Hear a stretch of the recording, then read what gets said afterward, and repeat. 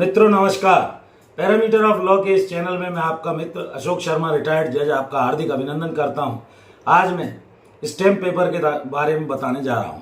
प्रायः आपने दैनिक उपयोग में सुना होगा कभी न कभी, चाहे वो आप एफिडेविट बनाएं, एग्रीमेंट करें, सेल डीड लिखें, गिफ्ट डीड लिखें, कोई अन्य तरह का मॉर्टगेज डीड लिखें, सब में स्टैम्प पेपर की जरूरत पड़ती है। ये स्टैम्प पेपर अनेकों प्रयोगों के लिए लाया जाता है। Agreement, power of attorney, affidavit, और ये स्टैम्प पेपर सरकार द्वारा रेवेन्यू डिपार्टमेंट द्वारा जारी किया गया एक दस्तावेज है।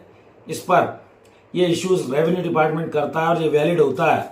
सरकार के स्टैम्प पेपर होते हैं जिसका जो भी रेवेन्यू होता है, 50 का हो, 100 का हो, 200 का हो, 500 का हो, 1000 का हो, ये सब रेवेन्यू स्टैम्प बाइंडर भी सरकार द्वारा अधिकृत किए जाते हैं। इनको नोटराइज जो है अधिकृत करता है, लीगलाइज करता है। जुडिशियल और नॉन जुडिशियल दो तरह के स्टैम्प पेपर होते हैं, जैसा आप जानते हैं। जुडिशियल जो है वो न्यायिक कार्यवाही में प्रयोग होते हैं जुडिशियल तरह के स्टैम्प, और नॉन जुडिशियल जो है वो रजिस्ट्री एग्रीमेंट वगैरह के लिए प्रयोग किए जाते हैं। स्टैम्प पेपर राज्य सरकार के द्वारा अधिकृत जो स्टैम्प बाइंडर हैं, तहसील में मिल सकता है, कलेक्ट्रेट में मिल सकता है, कोर्ट के परिसर में मिल सकता है, जो भी अधिकृत है। और इसमें एक महत्वपूर्ण बात आपको ये जाननी चाहिए कि अगर आपके जिस डेट को आपने खरीदा है, उपयोग नहीं हुआ है, आपको वापस करना है, तो 6 महीने के अंदर 10% राशि काटकर रेवेन्यू डिपार्टमेंट में कलेक्ट्रेट के आप जमा कर सकते हैं। वैलिडिटी का जहाँ तक प्रश्न है, नोटराइज वगैरह लीगलाइज रहते हैं, उनसे आप अधिकृत करा सकते हैं। नकली कोई आप स्टैम्प पेपर का यूज नहीं कीजिए, जैसा तेलगी में हुआ था।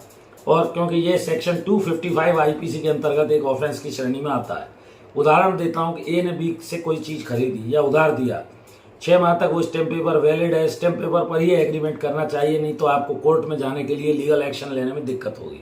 तो सरकार द्वारा अधिकृत स्टैम्प पेपर लीजिए, अधिकृत स्टैम्प बाइंडर से लीजिए, इशू की डेट लिखवाइए, नाम किस पर्पज से लिया है, कौन स्टैम्प बाइंडर है, उसकी सील वगैरह, नाम सील डलवा लीजिए। और नकली अगर किसी तरह से दे दिया गया है, आपको पता लगता है, तो एसडीएम डीएम के आप इसकी शिकायत भी कर सकते हैं। तो मैंने ये बताया आपको, स्टैम्प पेपर लीगल वैलिड होना चाहिए। स्टैम्प पेपर जो है रजिस्ट्री वगैरह के पर्पज से भी लिए जाते हैं। Agreement, power of attorney, affidavit वगैरह हर जुडिशियल नॉन जुडिशियल कार्य के लिए इसको लिया जाता है।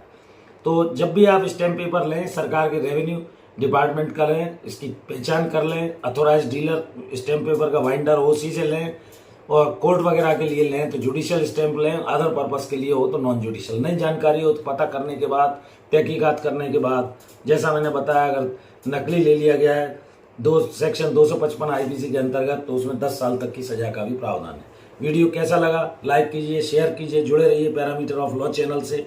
और मैं आपका हृदय से आभारी हूँ।